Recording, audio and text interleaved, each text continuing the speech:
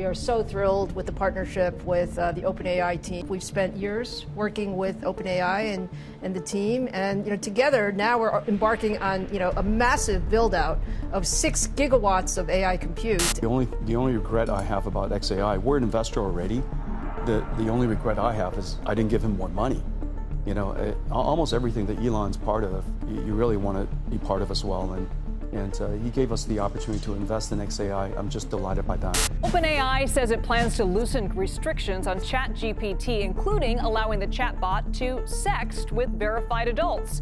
The most recent version of ChatGPT comes with tight restrictions, but in just a few weeks, CEO Sam Altman says the chatbot will get more of a personality and, quote, treat adult users like adults. Sam Altman needs more GPUs, which is quite a statement when you're already losing billions annually while claiming to save humanity. But here's where this gets truly insane. OpenAI just announced they'll buy up to $30 billion worth of AMD chips. AMD's stock jumped 23% the instant that hit the wire. Except OpenAI doesn't have $30 billion. They're not profitable. They've never been profitable. They lose money on every query you send to ChatGPT. So where's the money coming from? Nvidia, who just invested $100 billion into OpenAI. Who will use that money to buy Nvidia GPUs? From Nvidia. Let me say that again. Nvidia gave OpenAI money. OpenAI is giving that money back to Nvidia for GPUs. And both companies' stock prices exploded. That's not business. That's financial engineering with extra steps. Here's the timeline. And every single piece of this is real.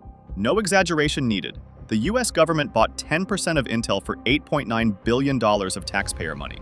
Weeks later, Nvidia invested $5 billion into that same Intel the government now partially owns. Intel's stock jumped nearly 50% in 2 months. Then, Nvidia invested $100 billion into OpenAI. OpenAI announced they'd use Nvidia's money to lease Nvidia GPUs. Nvidia's stock went up. The next day, OpenAI announced a $300 billion deal with Oracle for data centers.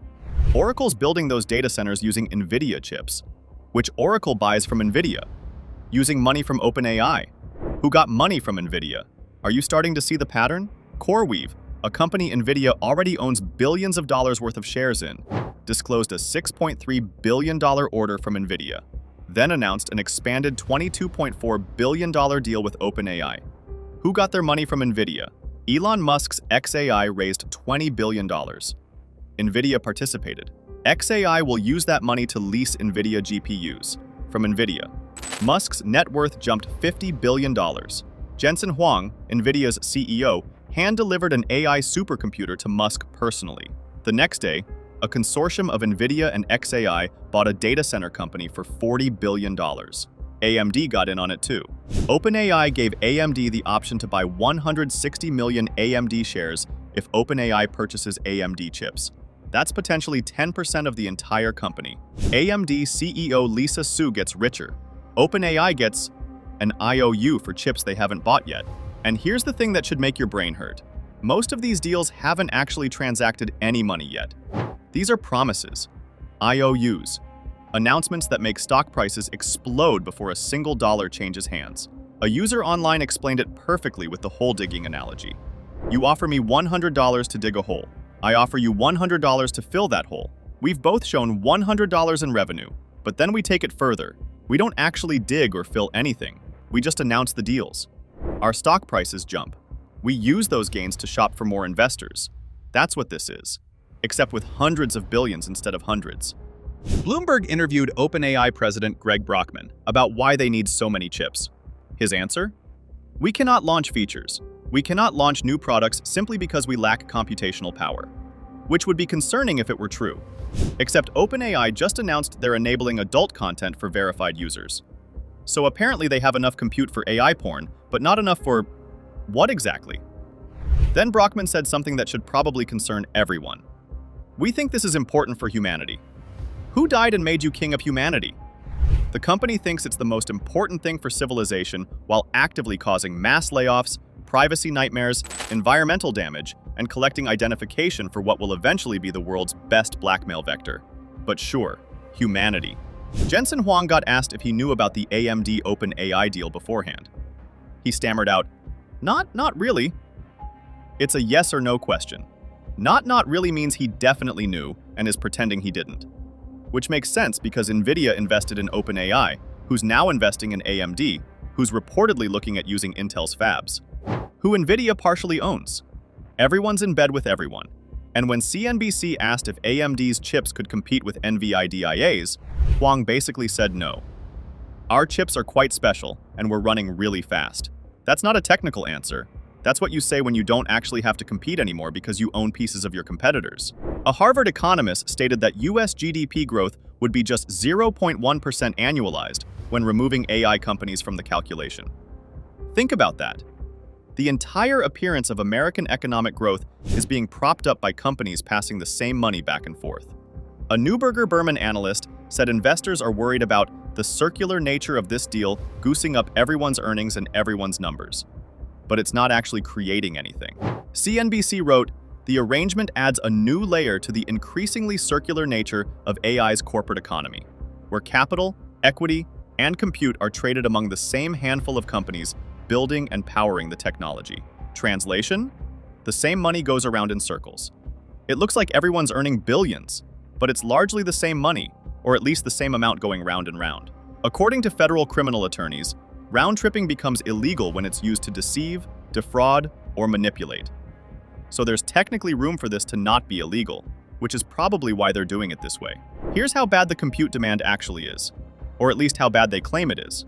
OpenAI revealed plans for a 250 gigawatt data center by 2033. Estimated cost? $2.5 trillion. That's over a third of the entire United States 2024 GDP for one data center. To generate content and answer queries that could allegedly save humanity, but definitely can create AI porn. Sam Altman was asked about energy concerns. He said if we burn a little more gas in the short term, but figure out fusion with AI, it's a huge win. The solution to the energy crisis caused by AI is to use more energy for AI until AI solves the energy crisis. That's not a plan. That's hoping really hard while making the problem worse.